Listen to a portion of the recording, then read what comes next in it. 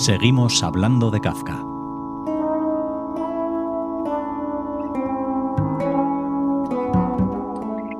Seguro que les encantó el anterior programa de este especial Kafka, en el que tuvimos la suerte de contar con Luis Fernando Moreno Claros. Bienvenido, Luis Fernando. Hola, buenas tardes, Raquel.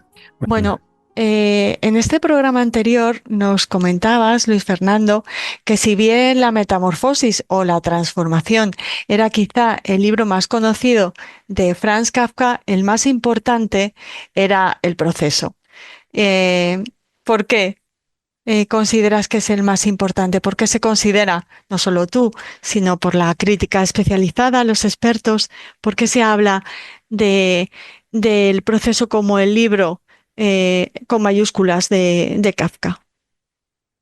Sí, la crítica especializada lo lleva diciendo desde los años 40. Bueno, el libro El Proceso no lo publicó Kafka, lo publicó Max Brod, porque Kafka lo escribió, pero estuvo 5 meses escribiéndolo, no lo terminó y entonces quería dejar abandonado el manuscrito y Max Brod le dijo, bueno, aunque lo dejes abandonado, pero dame que yo lo guarde, porque a Max Brod le había gustado mucho lo que Kafka le había ido leyendo del libro, ¿no?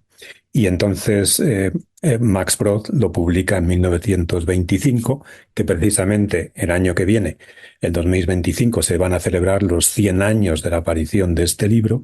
Y desde entonces, bueno, cuando salió en 1925, no es que tuviera un gran éxito. Había algunos iniciados en Alemania que conocían la obra de Kafka, sobre todo La Transformación, y los relatos que había publicado del médico rural, tal. Pero el verdadero boom de este libro viene en 1940, cuando muchos intelectuales judíos, Adorno, por ejemplo, Walter Benjamin, o bueno, Walter Benjamin ya había muerto, pero vamos, había sido uno de sus grandes defensores, y sobre todo la gran intelectual judeo-alemana Hannah Arendt, empezaron a ver ahí en el proceso como una especie de libro visionario, en el sentido de que ellos decían que que estaba como que Kafka había intuido lo que iba a pasar en el siglo XX,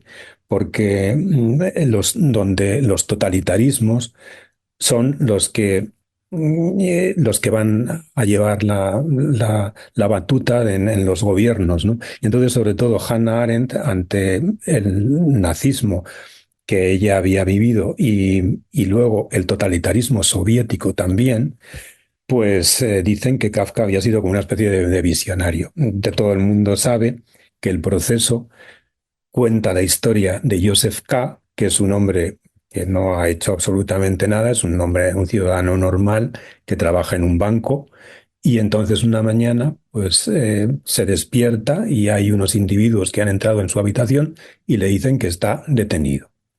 Si la frase aquella de la transformación que dije el otro día es una de las más importantes de la literatura, pues no menos importante es esta otra, que es con la que comienza el proceso, que dice así: alguien tuvo que haber calumniado a Joseph K., pues sin que hubiera hecho algo malo, fue detenido una mañana. Y ahí empieza pues toda una odisea para para el protagonista, para Joseph K., ¿no? Entonces él pregunta, pero vamos a ver, ¿por qué me han detenido? Bueno, lo detienen, pero le dicen, está detenido, pero no hace falta que deje usted su trabajo y tampoco hace falta que venga usted que nos acompañe a la cárcel, ¿no? O sea, no lo meten en la cárcel, nada, simplemente le dicen, está usted detenido, siga usted con su trabajo, con su vida normal, pero de vez en cuando tiene que presentarse a un tribunal que le va a hacer unas preguntas y tal, y bueno, y tiene usted que estar a la espera del juicio que alguna vez le van a juzgar y probablemente le van a condenar, ¿no? Entonces, pues este hombre, pues claro, pues vive una situación absurda y de, pero bueno, estoy detenido, me van a juzgar, no sé qué. Entonces empieza toda la historia que cuenta Kafka, son sus devaneos y sus intentos de contactar con ese supuesto tribunal que va a juzgarle, y entonces se va acercando poco a poco a través de una serie de figuras que aparecen en la novela, a través de unas mujeres, a través de un abogado, porque tiene que contratar a un abogado, le dicen que es mejor que lo contrate, que así se defiende mejor y tal. En fin, es un lío. Bueno, la novela es muy interesante, tiene trozos muy kafkianos en el sentido de que son tragicómicos. Pero bueno, pero el protagonista pasa una gran angustia y bueno, todo el mundo sabe que al final, pues, sí, pues lo condenan a morir, ¿no? Y entonces lo condenan a muerte. Llegan Ujú. dos señores un día y lo llevan al descampado y lo matan, ¿no? Entonces me preguntabas, ¿por qué es tan importante esta novela? Porque los intelectuales judíos que la leyeron por primera vez y la leyeron con muy buena visión, dijeron, pues Kafka lo que está haciendo es describir lo que pasa en nuestro mundo moderno, Ujú. donde el hombre, el ciudadano normal, de repente puede verse sometido a unos poderes que hay ahí que él no controla. Y entonces, pues le pueden condenar a muerte o le pueden condenar o lo meten en la cárcel o tal. Y claro, ya cuando los nazis llegan, empiezan a meter a la gente indiscriminadamente en las prisiones, eh, primero por ser disidentes, luego por ser judíos, luego llegan los soviéticos y hacen lo mismo, porque prácticamente Stalin y Hitler, pues bueno, se dieron la mano en la manera en que tuvieron de destruir sus países, ¿no? Y luego también, bueno, es muy importante en la novela porque fue una lectura de resistencia. Cuando a partir del año 45 la Unión Soviética conquista media Europa, se apropia de media Europa, en estos países, en los países que están detrás del telón de acero, se prohíbe la lectura de Kafka. Incluso en Checoslovaquia. Ahora Checoslovaquia que se lo quiere apropiar diciendo que es un autor checo. Pues Kafka estuvo prohibido, prohibidísimo en Checoslovaquia y en todos los países del telón de acero, porque se veía, era como un reflejo de lo que estaba pasando allí, ¿no? Decían, pues claro, es que aquí estamos totalmente vigilados por un régimen por unos gobernantes que son absolutamente kafkianos, una burocracia horrorosa, no se permite ningún tipo de disidencia. Todos, hasta nuestros vecinos, son también nuestros acusadores, ¿no? En el momento en que en un país de estos, en Alemania o en Checoslovaquia, alguien se salía un poco de la norma, pues los mismos vecinos eran los que acusaban, ¿no? Iban a unos comisarios que había allí y Ujú. entonces pues acusaban a los vecinos. Nadie podía vivir con seguridad, no sabías de lo que te podían acusar porque hicieras esto, hicieras lo otro. Ujú. Bueno, sí, bueno, disculpa, No, no, que no. me, que, No, no, no, nos encanta que explores estos, bueno, en concreto esta sí, bueno. lectura de resistencia que supuso el proceso. Hablabas antes, Luis Fernando, equiparabas el término kafkiano, que ya forma parte de nuestra cultura, de nuestro día a día, a nivel Efectivamente, mundial, con lo tragicómico. lo tragicómico, Sí, sí. pero hay otros contenidos, otros eh, significados y significantes para este término kafkiano. Pues sí, kafkiano precisamente aparece, lo acuñan en Francia a raíz de que en 1940, no sé si fue en el 39 o el 40, pero se tradujo el proceso al francés y entonces allí tuvo mucho éxito. Y apareció, se acuñó ahí el adjetivo, kafkaien, lo acuñan ellos, pero luego se utilizó mucho para hablar de los regímenes,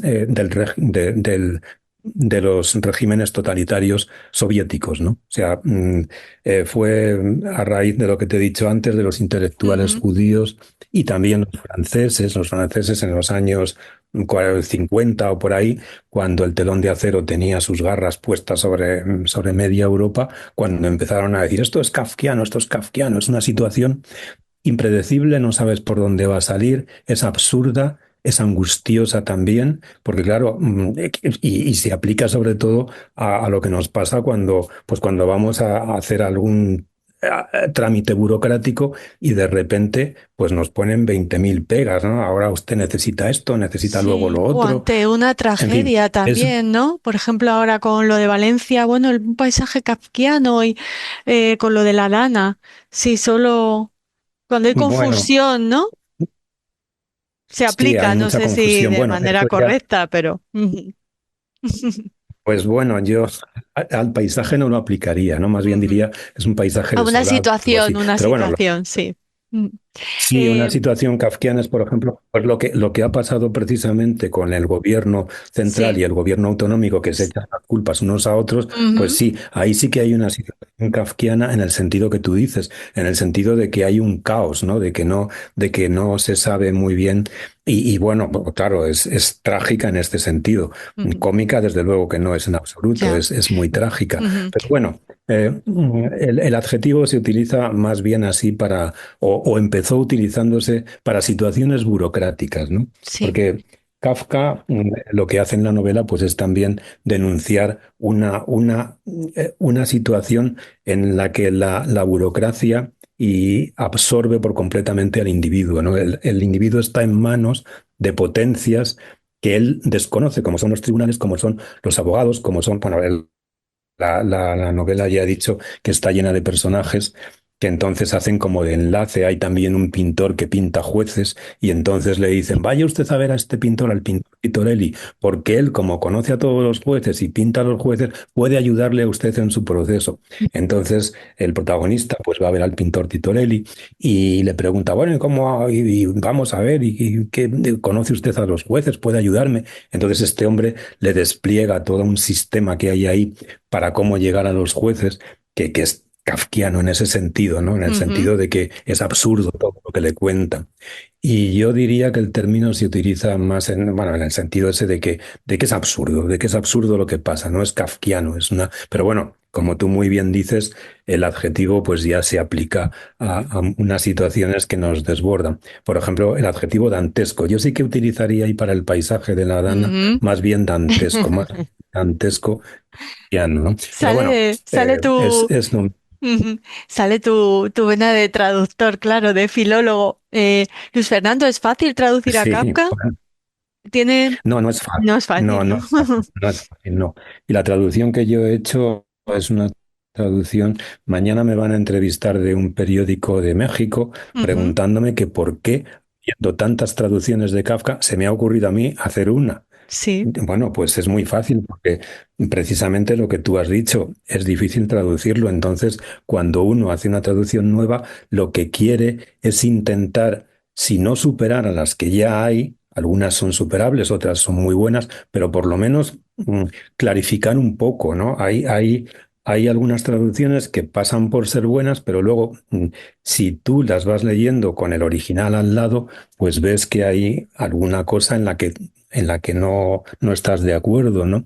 Entonces, pues lo mismo que un director de orquesta que sabe que hay muchísimas versiones de una sinfonía de Mahler o de las cuatro estaciones de Vivaldi, quiere tener Ujú. él su propia sinfonía, su propia versión de las cuatro estaciones, pues yo he querido tener mi propia versión también del proceso, ¿no?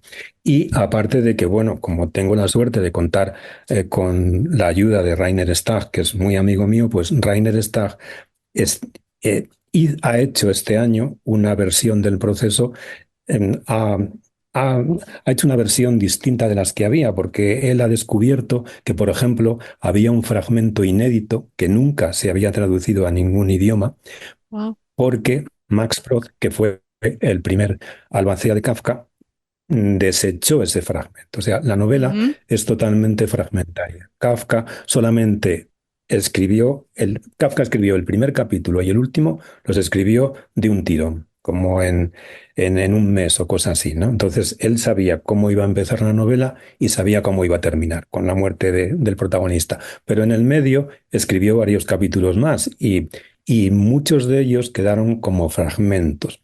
Entonces, había algunos apuntes que todo esto se lo dio en una carpeta a Max Brod. Y Max Brod, cuando Kafka muere, quiere, eh, eh, quiere publicar esta obra, pero quiere que parezca como una obra terminada.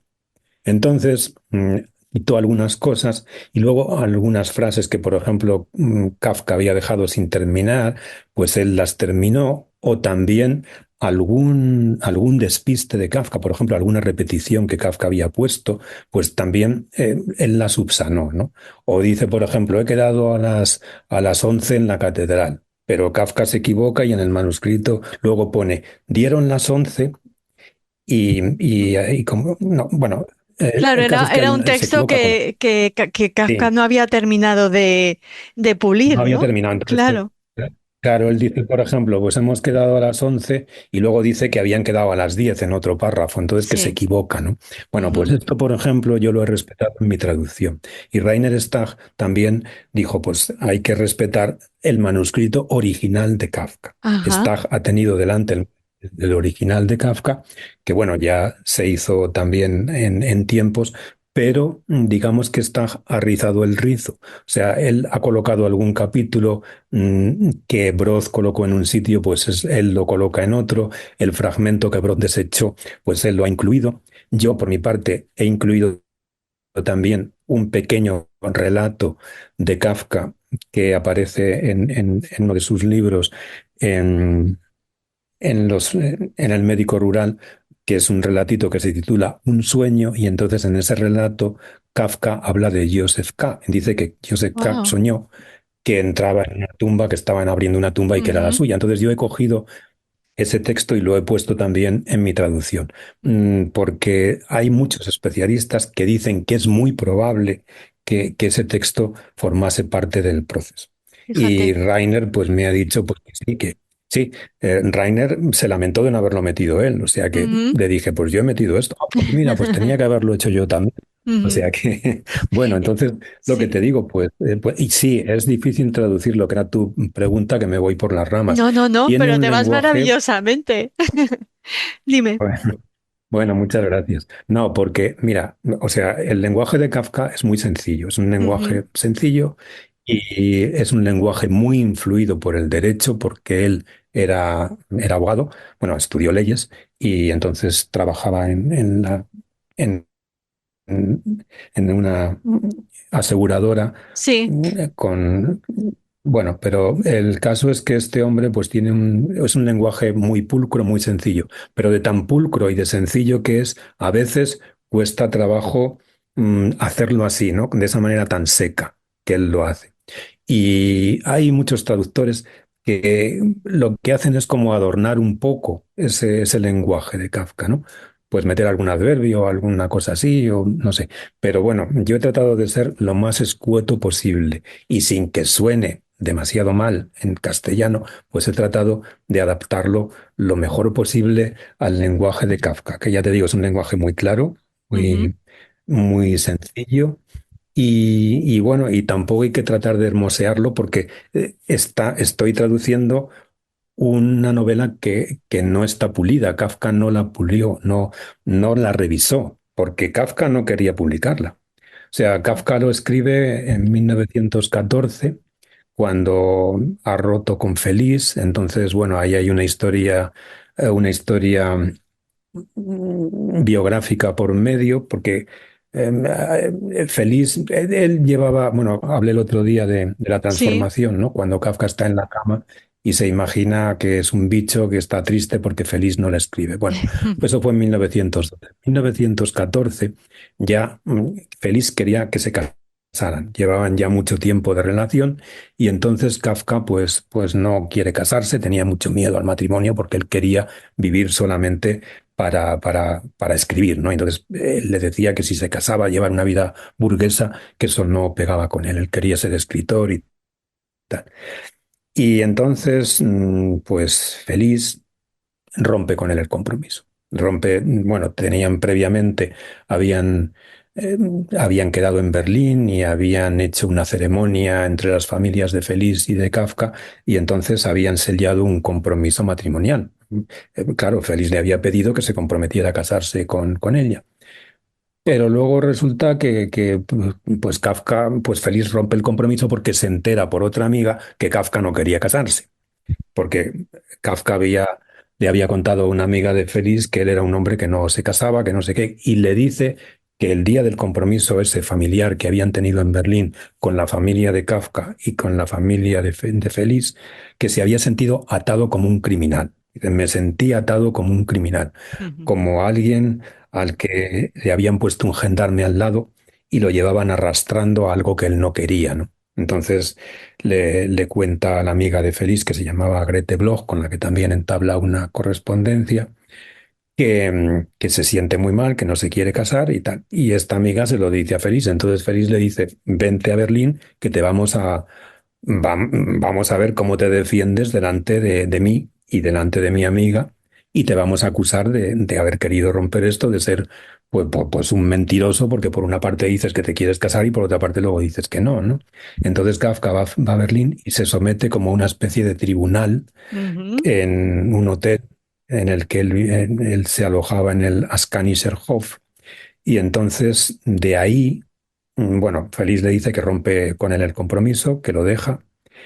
Y Kafka, pues claro, pues sí, se siente, por una parte se siente liberado, pero por otra parte se siente muy mal. Entonces, ahí es cuando empieza a escribir el proceso. O sea, Guau. hay un motivo Ujú. biográfico.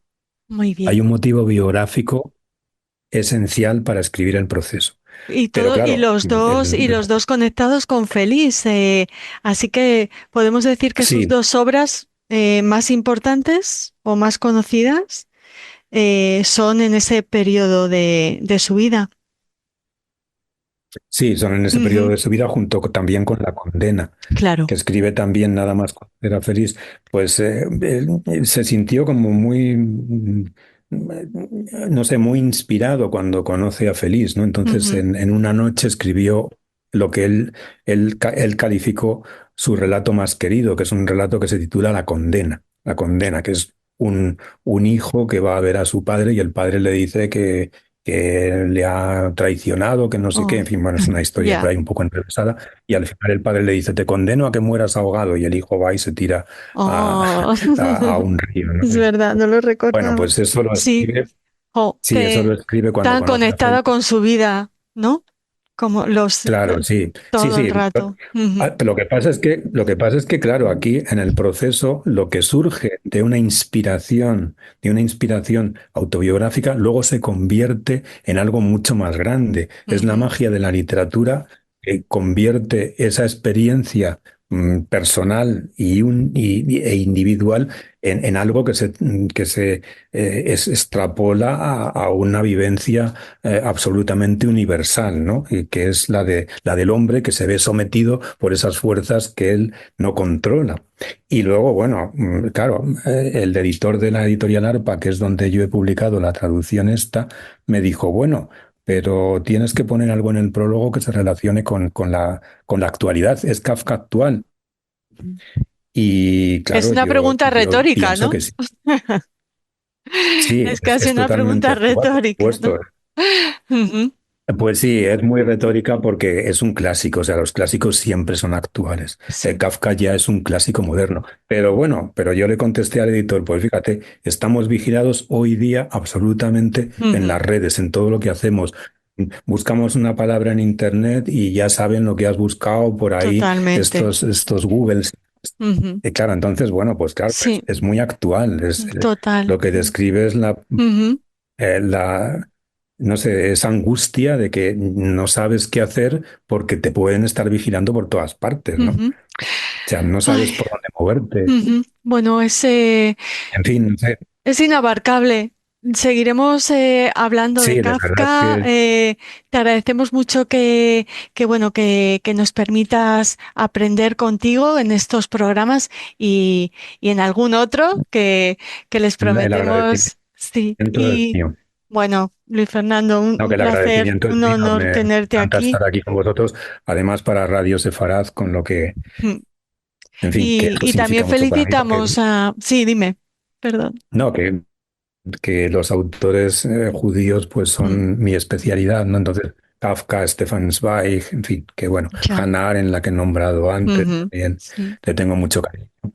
Son personajes tan Ujú. importantes que es que, bueno. Tú eres muy importante, desde luego, No, para no. Radio Sefarad, y es muy importante esta nueva traducción que incorpora, como nos comentaba Luis Fernando, Sí, pues textos inéditos y nuevas visiones. Hay que felicitar también bueno, al solamente es editor. un fragmento inédito, pero es un fragmento que, Sí, bueno, que está bien. Y sí, una ordenación nueva de capítulos, en ujú, fin. muy bien. Y bueno, pues yo creo que he conseguido una traducción que se lee bastante bien. Ujú. Pues se la recomendamos absolutamente a nuestros oyentes en este año Kafka, el del centenario de Kafka que se está acabando, pero el año que viene se cumplen esos 100 años que comentaba Fernando de la publicación del proceso y seguiremos hablando de Kafka. Felicitamos a tu editor por permitirnos tener esta nueva traducción y te esperamos como siempre aquí en Radio Sefarad. Muchísimas gracias. Vale, pues, muchísimas gracias a ti y a vosotros y ha sido un placer. Adiós.